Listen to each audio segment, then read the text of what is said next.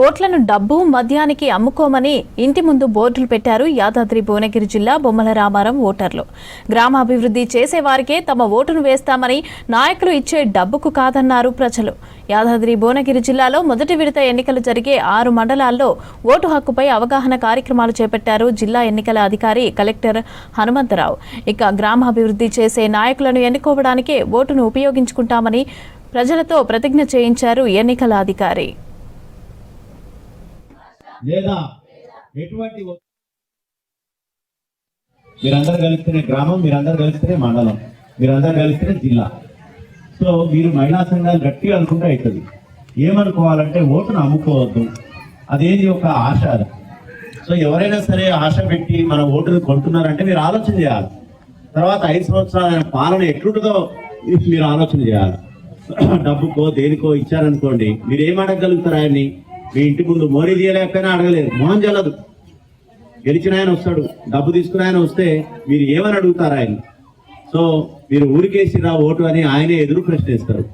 ఇంటి ముందు మోరీ అట్టనే ఉంటది. ఈగలు, దోమలు ఇవన్నీ కూడా ఉండి ఇంటిల్లి పాది కూడా జ్వరాల పాలన పడటం, డెంగ్యూ, చికెన్ గున్యా రావటం, లక్షల రూపాయల ఖర్చు కావడం జరుగుతుంది.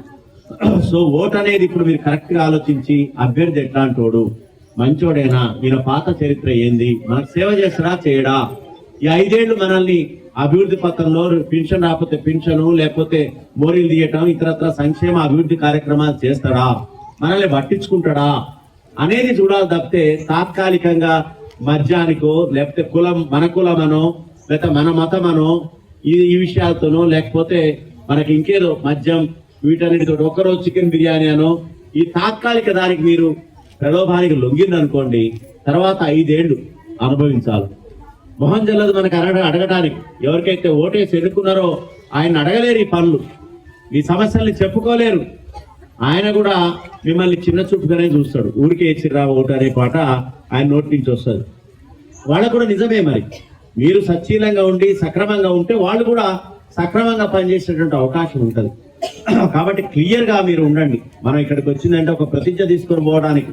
ఎట్టి పరిస్థితుల్లో ఓటును అమ్ముకోము, ఎటువంటి ప్రలోభాలకు లొంగం, ఎటువంటి ఒత్తిళ్లకు లొంగం.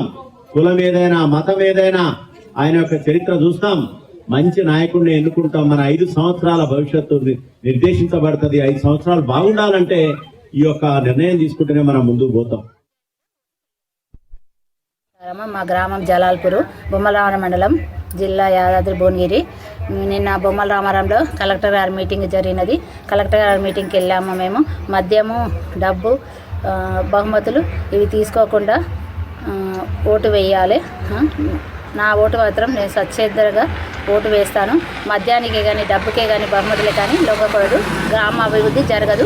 గ్రామం అభివృద్ధి జరగాలంటే మనము డబ్బు, మద్యము తీసుకోకుండా నిజాయితీగా ఓటు వేయవలెను. ఓటు అవగాహన సదస్సుకు విచ్చేసినటువంటి గౌరవనీయులు కలెక్టర్ హనుమంతరావు సార్ గారు రావడం జరిగింది. సారు ఓటు అవగాహన గురించి చాలా మంచి విషయాలు చెప్పిండు. మద్యానికి కానీ, డబ్బుకు కానీ, బహుమతులకు కానీ లొంగిపోవద్దని చెప్పడం జరిగింది. ఆ విషయం నాకు చాలా బాగా నచ్చింది. ప్రతి ప్రయాణం వెనుక మొదటి అడుగు ఉండాలనేసి అనుకున్నాను. నా మార్పేదో నాలో ఎందుకు జరగకూడదు అనేసి నేను అనుకున్నాను.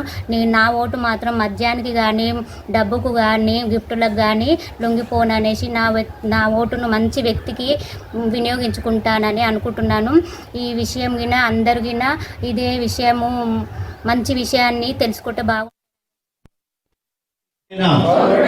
నేను ప్రజాస్వామ్యంపై విశ్వాసంతో మన దేశ ప్రజాస్వామ్య సంప్రదాయాలను స్వేచ్ఛాయుత, నిష్పక్షపాత, ప్రశాంత ఎన్నికల ప్రభావాన్ని నిలబెడతానని మతం, జాతి, ప్రాంతం, కులం, వర్గం, భాష లేదా ఎటువంటి ఒత్తిడులకి, ప్రలోభాలకి లొంగకుండా ఇప్పుడు జరగబోయే గ్రామ పంచాయతీ సర్పంచ్, వార్డు మెంబర్ల ఎన్నికలలో మాకు నచ్చిన, మేము మెచ్చిన అభ్యర్థికి ఓటు వేస్తామని ఇందు మూలంగా ప్రతిజ్ఞ చేస్తున్నాము.